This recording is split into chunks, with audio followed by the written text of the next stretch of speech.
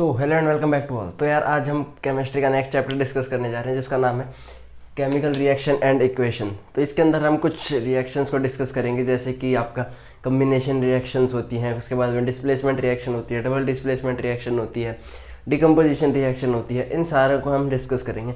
इनसे क्वेश्चन आ जाता है, कई बार एग्जांपल दे देता है आपको उसमें क्वेश्चन में और पूछ लेता है कि इसके अंदर कौन सी रिएक्शन हो रही है, कम्बिनेशन हो रही है, डिकम्पोजिशन हो रही है, या फिर चार ऑप्शन दे देते हैं, चार ऑप्शन में से मैच द फॉलोइंग के रूप में आ जाता है, या फिर आपसे रिएक्टेंट भी पूछ लेता है कभी कभी। तो उस चैप्टर उसको हम डिस्कस करेंगे। तो इस वीडियो में हमने कुछ एनिमेटेड कंटेंट डालने की भी कोशिश करी है और एनिमेटेड कंटेंट से आपको रिएक्शन ज़्यादा अच्छे समझ में आएंगी and I hope that will be helpful. So let's start. तो केमिकल रिएक्शंस क्या होती हैं? सबसे पहले इस बात तो आती है, आपने देखा होगा कि मैग्नीशियम का एक फ्लेम होता है, मतलब मैग्नीशियम रिबन होगा, आपने देखा होगा। मैग्नीशियम रिबन को हम जैसे ही बर्न करते हैं तो बहुत वाइट विग्रस फ्रेम में बर्न होता है वो, ठीक है। तो बर्न होने के बाद में जो नीचे उसका लेफ्ट ओवर जो उसकी ऐश बच जाती है, राख जो बच जाती है, उसको हम बोलते हैं मैग्नीशियम ऑक्साइड, ठीक है। तो मैग्नीशियम ऑक्साइड जो बनती है वो क्या होती है? उसकी राख होती है। तो इसके बाद में इससे हमें इस पर कई बार क्वेश्चन आते हैं कि मैग्नीशियम रिबन जब बर्न होता है तो वो क्या रिलीज करता है? तो वो मैग्नीशियम ऑक्साइड रिलीज करता है, ठीक है। तो मैग्नीशियम रिबन जब बर्न होता है तो बर्न्स रिलीज क्या करता है? वो मैग्नीशियम ऑक्साइड रिलीज करता है। बाद में एक आता है कंसेप्ट आपका balancing the chemical equation. Balancing का मतलब क्या होता है? जैसे केमिकल इक्वेशन है, केमिकल इक्वेशन में क्या होता है सबको पता होगा, एक रिएक्टेंट होता है, एक प्रोडक्ट होता है, ठीक है। यहाँ पे रिएक्टेंट लिखे जाते हैं लेफ्ट हैंड साइड में, राइट हैंड साइड में प्रोडक्ट लिखे जाते हैं। तो जो रिएक्टेंट्स होते हैं उसमें क्या होता है कि जैसे हमने एक रिएक्शन लिखी, जैसे C+O2। अब जैसे आपको शो हो रहा होगा कि एक रिएक्टेंट है, एक प्रोडक्ट है। अब इसमें क्या होता है, रिएक्टेंट में जो भी एटम्स हमने ऐड किए हैं या फिर जो कंपाउंड्स हमने ऐड किए हैं उसके अंदर जो एक प्रॉपर एटम है, जैसे कोई भी एक एटम है, उसके जो नंबर ऑफ एटम्स प्रेजेंट हैं वो रिएक्टेंट साइड और प्रोडक्ट साइड दोनों इक्वल होंगे, ठीक है। इसको बोलते हैं एक बैलेंस्ड केमिकल इक्वेशन। हर इक्वेशन को बैलेंस करना बहुत ज़रूरी होता है, क्योंकि ये बैलेंस केमिकल इक्वेशन किस लॉ पे बेस्ड है? तो ये law of conservation of mass पे बेस्ड है। तो law of conservation of mass, इस पे कई बार पूछ लेता है कि बैलेंसिंग केमिकल इक्वेशन को हम बैलेंस करते हो कौन से लॉ के ऊपर डिपेंड करता है? तो law of conservation of mass के ऊपर वो डिपेंड करता है। क्यों? क्योंकि मास जो है वो रिएक्टेंट की साइड और प्रोडक्ट की साइड दोनों साइड कांस्टेंट रहता है, इसलिए उसको law of conservation of mass के अंदर हम स्टार्ट करते हैं।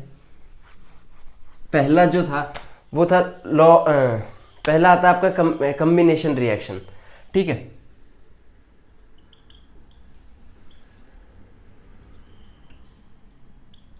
तो कम्बिनेशन रिएक्शन क्या होता है कि जिसमें कि हम दो रिएक्टेंट्स को लेते हैं और उनको जब वो रिएक्ट करते हैं, दो या दो से ज़्यादा को हम आपस में कंबाइन करवाते हैं। कंबाइन करवाने के बाद में वो एक प्रोडक्ट हमारे को देता है। तो वो जो प्रोडक्ट हमारे को मिलता है सिंगल प्रोडक्ट मिलता है, लेकिन मल्टीपल रिएक्टेंट्स होते हैं, ठीक है। तो when multiple reactants react with each other in the presence of heat and sunlight और any other catalyst, then it releases a single product, single outcome, that is known as combination reaction, ठीक है। तो combination reaction clear हो गया। Combination reaction के कुछ examples होते हैं, जैसे कि सिंपल एग्जांपल तो ये हो गया C+O2 = CO2। इसके बाद में एक आता है कैल्शियम ऑक्साइड। कैल्शियम ऑक्साइड को हम बोलते हैं क्विक लाइम। क्विक लाइम क्या होता है? क्विक लाइम होता है आपका चूना आपने देखा होगा, जो चूना पत्थर होता है उसको क्विक लाइम बोलते हैं। उसके अंदर क्या करते हैं, जैसे ही हम वाटर को ऐड करते हैं तो वो हमारे को कैल्शियम हाइड्रोक्साइड बना देता है, ठीक है, और large amount of heat release होती है, ठीक है। तो ये भी एक कम्बिनेशन रिएक्शन है। इसमें क्या होता है, ये जो बना है इसको बोलते हैं हम स्लेक्ट लाइम, ठीक है। अब स्लेक्ट लाइम जो होता है, स्लेक्ट लाइम जब CO2 के साथ रिएक्ट करता है तो ये बनाता है कैल्शियम कार्बोनेट, ठीक है, कैल्शियम कार्बोनेट और वाटर। अब आपने देखा होगा जैसे कि स्लेक्ट लाइम वही है जो आपके घरों पे चूना मार देते हैं ना, चूना वगैरह मार देते हैं, तो वो कैल्शियम हाइड्रोक्साइड है, स्लेक्ट लाइम बोलते हैं उसको। कैल्शियम ऑक्साइड जो होता है चूना पत्थर, उसको पानी में डालते हैं तो एकदम से वो कैल्शियम हाइड्रोक्साइड में कन्वर्ट हो जाता है और large amount of heat release होती है। उसको आप टच करोगे उस बीकर को तो बहुत ज़्यादा हीट फील होगी आपको, ठीक है। उसके बाद में कैल्शियम हाइड्रोक्साइड जो होता है ये, इसको जब हमने दीवार पे मार दिया, इसके बाद में जो बाहर एटमॉस्फेयर में CO2 है उसके साथ ये रिएक्ट करता है। तो रिएक्ट करने के साथ क्या होता है, जैसे 1-2 दिन बाद शाइनी सरफेस अपीयर होता है, जिस दिन मारेंगे उस दिन इतना नहीं चमकेगा, लेकिन 2-3 दिन बाद वो और शाइन करेगा। ठीक है, और शाइन क्यों करता है? क्योंकि जब वो calcium hydroxide select line CO2 के साथ रिएक्ट करता है तो कैल्शियम कार्बोनेट बनाता है। कैल्शियम कार्बोनेट क्या होता है? ये आपके मार्बल्स वगैरह में जो होता है ये कैल्शियम कार्बोनेट ही होता है। ठीक है, मार्बल, लाइमस्टोन बोलते हैं इसको, जो भी मार्बल वगैरह होती है उसमें कैल्शियम कार्बोनेट होता है। तो जैसे ही कैल्शियम हाइड्रोक्साइड CO2 के साथ रिएक्ट करता है तो कैल्शियम कार्बोनेट बना देता है, जो कि एक बहुत शाइनिंग सरफेस की तरह अपीयर करता है। ठीक है, ये आपका कम्बिनेशन रिएक्शन है। बेसिकली क्या होता है, दो रिएक्टेंट्स कंबाइन करके एक प्रोडक्ट के फॉर्मेशन करते हैं कम्बिनेशन रिएक्शन में।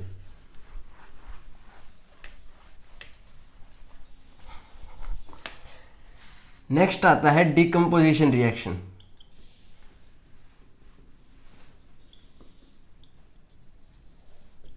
डिकम्पोजिशन रिएक्शन क्या होता है? उसका उल्टा होता है कम्बिनेशन का।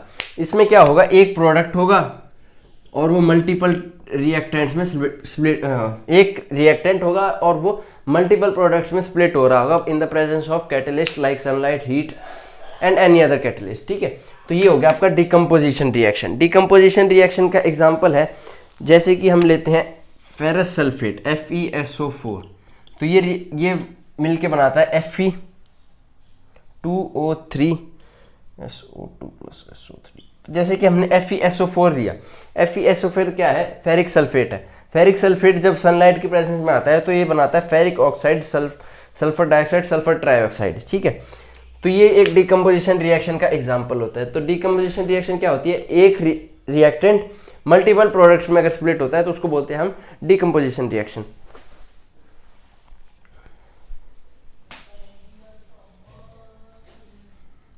इसके बाद में नेक्स्ट आता है आपका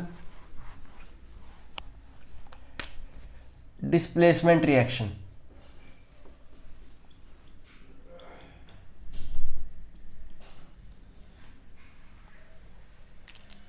डिस्प्लेसमेंट रिएक्शन में क्या होता है? जैसे डिस्प्लेस, इसका नाम है जैसे डिस्प्लेसमेंट रिएक्शन, तो डिस्प्लेस करना होता है इसमें कि जैसे रिएक्टेंट की साइड पे जैसे हम लिया Fe + CuSO4, तो ये देगा फेरिक सल्फेट FeSO4 + Cu। ठीक है, तो इसमें क्या हुआ, रिएक्टेंट की साइड में दो जो आयरन था यहाँ पे उसने कॉपर को रिप्लेस कर दिया। ये रिप्लेसमेंट होती क्यों है? ये जो atom higher order of reactivity में होगा, जैसे कि एक टेबल होती है इसकी, यहाँ पे शो हो रही होगी, इसको याद करने का तरीका है जैसे कालू नाथ के महंगे आलू जरा फीके से पके हुए, क्योंकि हर आलू आधा पागल। तो ये एक रिएक्टिविटी सीरीज है। इसके बेसिस पे जो ज़्यादा रिएक्टिव होगा वो कम रिएक्टिव वाले को रिप्लेस कर दिया। जैसे इसमें आयरन ज़्यादा रिएक्टिव है तो आयरन ने क्या किया, कॉपर को रिप्लेस करके यहाँ पे फेरिक सल्फेट बना दिया। ठीक है, तो ये रिप्लेसमेंट जो हुई है इसको बोलते हैं हम डिस्प्लेसमेंट रिएक्शन। इसमें क्या होता है, हायर ऑर्डर की रिएक्टिविटी वाला लोअर ऑर्डर की रिएक्टिविटी वाले को रिप्लेस कर देता है। ठीक है, नेक्स्ट आता है डबल डिस्प्लेसमेंट। डबल डिस्प्लेसमेंट में क्या होता है? तो डबल डिस्प्लेसमेंट में क्या होता है, जैसे कि ये सोडियम सल्फेट है, बेरियम क्लोराइड है, जब ये रिएक्ट करते हैं तो जो सोडियम है वो बेरियम को रिप्लेस कर देता है।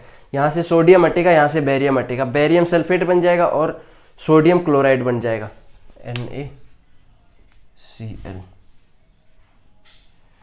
तो ये क्या होती है, डबल डिस्प्लेसमेंट रिएक्शन होती है। डबल डिस्प्लेसमेंट मतलब दो बार डिस्प्लेसमेंट हो रही है, एक बार तो यहाँ पे हुई और एक बार यहाँ पे हुई, तो ये होगी डबल डिस्प्लेसमेंट रिएक्शन। और डिस्प्लेसमेंट में क्या होता था कि एक ही चीज रिप्लेस कर रही थी, जो हायर ऑर्डर की चीज थी वो लोअर ऑर्डर वाली चीज को रिप्लेस कर दे रही थी, एक ही बार हो रहा था। डबल डिस्प्लेसमेंट में क्या होता है, दो बार होता है, एक बार इसने इसको किया, एक बार इसने। के बाद में हम कुछ रिएक्शंस आपकी होगी, अब कुछ पॉइंट्स देख लेते हैं। जैसे कि एक पॉइंट आपका डिकम्पोजिशन का ही पॉइंट है, AgCl Ag और Cl में कन्वर्ट हो जाता है। AgCl क्या है, सिल्वर क्लोराइड। सिल्वर क्लोराइड को अगर हम सनलाइट की प्रेजेंस में, जैसे अगर हम उसको धूप में रखते हैं सिल्वर क्लोराइड को, तो वो क्या होता है, हमारा सिल्वर और क्लोराइड में स्प्लिट हो जाता है। ठीक है, और वाइटिश सब्सटेंस हमारे को अपीयर होता है। ठीक है, और AgBr जो होता है सिल्वर ब्रोमाइड, ये भी Ag + Br में कन्वर्ट हो जाता है। ये दोनों जो रिएक्शंस हैं ये ब्लैक एंड वाइट फोटोग्राफी में यूज होती हैं।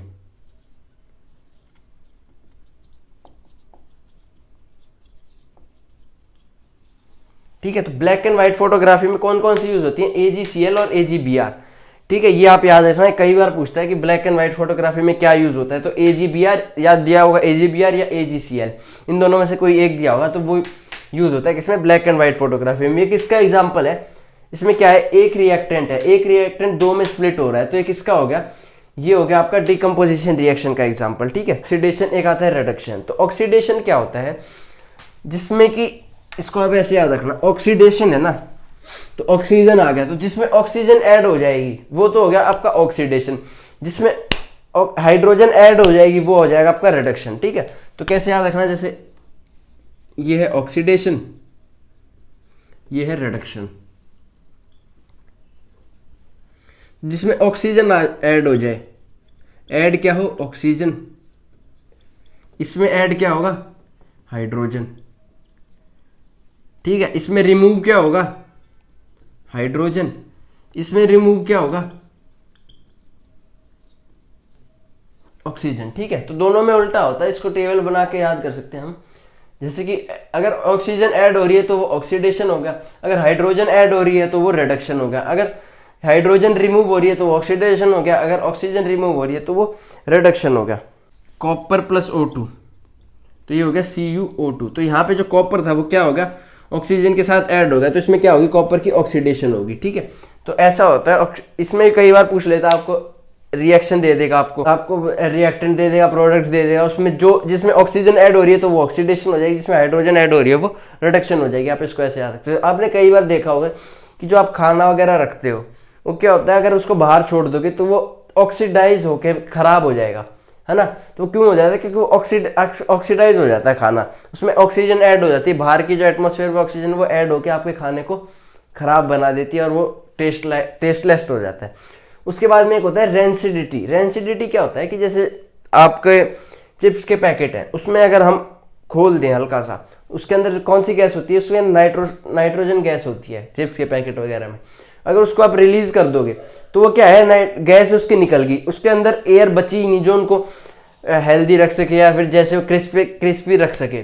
तो एयर जैसे ही निकल जाती है तो वो क्या हो जाते हैं, रेंसिड बन जाते हैं, मतलब कि खाने लायक नहीं बन जाते, वो चिपचिपे से हो जाते हैं, मॉइस्चराइजेशन उसमें ऐड हो जाता है। ठीक है, ये आपका रेंसिडिटी होता है। तो इन सब से क्योर करने के लिए हम क्या कर सकते हैं, ऑक्सीडेशन को अवॉइड कर सकते हैं, जैसे कि उसको प्रॉपर सील पैक रख सकते हैं। खाने के लिए हम क्या कर सकते हैं, उसमें सॉल्ट ऐड कर देंगे, सॉल्ट ऐड करने से और सॉल्ट की मात्रा ज़्यादा होगी और उस ऊपर से उसको रेफ्रिजरेट कर देंगे। रेफ्रिजरेशन में क्या होगा कि खाने के अंदर टेम्परेचर मेंटेन रहेगा और टेम्परेचर मेंटेन रहने की वजह से उसके अंदर ऑक्सीडेशन नहीं होगी, क्योंकि अगर टेम्परेचर राइज करेगा तो ऑक्सीडेशन राइज कर जाती है। ये बात याद रखना, ठीक है। तो ये आपका चैप्टर था एंड आई होप कि आप सबको अच्छा लगा होगा। अब इसके बाद कुछ 2-3 चैप्टर और बच गए केमिस्ट्री के, then we will done with the chemistry and then we will switch over to physics and likewise to biology, and we will complete all the chapters in a very healthy go. So I hope you have enjoyed the video and thank you and thanks for watching.